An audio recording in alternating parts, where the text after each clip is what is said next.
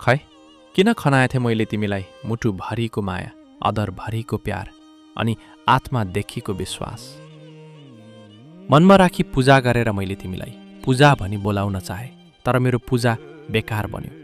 अक्षता, पाती, नैवेद अनि मेरो निष्ठामा तिमीले लाभ हानेर दुजा दुजा पार्यौ। सर्पलाई दूध पिलाए पनि विष नै ओपल्छ भन्थे, तिमीलाई पनि त्यस्तै भयो। बधाई छ पूजा, तिमीले नयाँ संसार अनि दाम्पत्य जीवन सुरु गरिछौ। तिमी छुट्टै धन, मन, इज्जत र प्रतिष्ठाले जुरो बढाउँदैछौ होला। म त दिनदिनै तिम्रै यादमा सेती झैँ भासिरहे। सायद अब त भासिने ठाउँ पनि छैन। माथि निस्किने त कुरै भएन। सोचेको पनि थिएन जिन्दगीमा यति धेरै पटक असफल बन्छु भनेर त। स्कुलले दिनहरू सम्झ त पूजा, आँखामा राखी नानी बनाएथे, बगैँचाको फुलमा नि पानी हालेथे। विफल, सारा विफल। तिमीले मेरा नाममा पठाएका पत्रमा कोरेका शब्द अनि समर्थन गरेका सम्झना, शब्द अनि प्रेमरूपी बाणी सम्झ त। मेरो अनुपस्थितिमा ती अन्ध्यारा र कहाली लाग्दा म बिनाको जीवन, ती त केवल कल्पना रहेछन् पूजा। एसएलसी परीक्षाका दिनहरू सम्झ त पूजा, कति रमाइला थिए ती दिनहरू। बन्दको समयमा 18 देखि 20 किलोमिटर सडक पार गरी हामी कसरी गोरखनाथ बाबाको शरणमा पुगेका थियौँ। एक कप चियामा 2 मुख लगाई पिएको अनि चैत मासको घाममा दहीको चिसोसँगै माया बाँडेको हो पूजा। अब त यी सब पानामा पनि नकोरिने इतिहास बनिसक्यो, केवल मलाई तडपाइरहने इतिहास। एसएलसी परीक्षापछि तिमीलाई भेट्ने जति प्रयास गर्दैथे, तिमी त्यसको विपक्षमा लाग्यौ। जे होस्, तिम्रो मम्मीको न्यानो मायामा आफूलाई भाग्यमानी ठान्दै रमाइरहे। मेरो ठूलो असफलताको पीडा देखेर माथिबाटै भगवानले तिम्रो मम्मीलाई मेरो सेवा गर्न आदेश दिए जस्तो लाग्यो मलाई। नत्र त आफ्नो छोरा जस्तै ठान्ने तिम्रो मम्मीले त्यसपछि किन बिर्सनु भयो त? जे होस्, तिम्रो मायालाई मुटुमा राखेर उज्जवल भविष्यको कामना गर्दै म अध्ययनको लागि पोखरा लागे। तिम्रो फोनको प्रतीक्षामा कैयौं दिनहरू बिताए। तिम्रो साथ जीवनभरि पाइराखु भनी मनोकामना माईसँग प्रार्थना गरे। मनोकामना माईले मेरो प्रार्थना बुझिनन्। पोखराको ठाउँ बाँच्नै पर्यो। बुढा बाबा आमालाई कति दुःख दिनु। एउटा ससानो जगिरमा झुन्डिए। बिहानको पढाइ, दिउँसो जागिर व्यस्त बने पनि मनभरि तिम्रो मायाको भारी बोकेर दिनरात काट्दै गरे। तिमी गोर्खा क्याम्पस पढ्न थाल्यौ। हुलाक अनि फोनका सुविधा नभएका होइनन्, तर तिमीले सम्झनै चाहिनौ। मैले तिम्रो अनि तिम्रो भाइको स्कुलको नाममा 2वटा पत्र रजिस्ट्री गरी पठाए, तर तिमीले कानमा तेल हालेर बसिरह्यौ।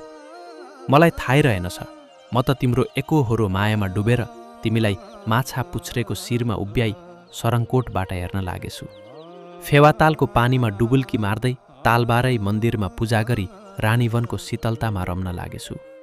तर मेरा यी सब सपना, लक्ष्य सिसिफसको कथा जस्तै बन्यो अनि नित्से झैँ भन्न मन लाग्यो, गड इज डेड।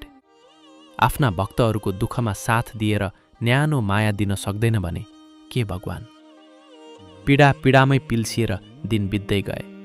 म तिम्रो मायाको ओत नपाएर पुसको ठण्डीमा चाहिँ कठाङ्ग्रिन लागे, साउने झडीमा चाहिँ रुज्न लागे। चैतको घाममा डढिए अनि भदौरे भेलसँगै बगे। खोलो किन माथि फर्किन्थ्यो र पूजा? म मनभरि मायाको पोको लिएर तिमीलाई अर्पण गर्ने प्रतीक्षामा रहे। तर तिमी गल्छेडो कुरेर बस्ने हो भने हात्तीको पिठ्युमा पनि डाप मार्न पाइन्छ भन्थे, तर उखान मात्रै रहेछ।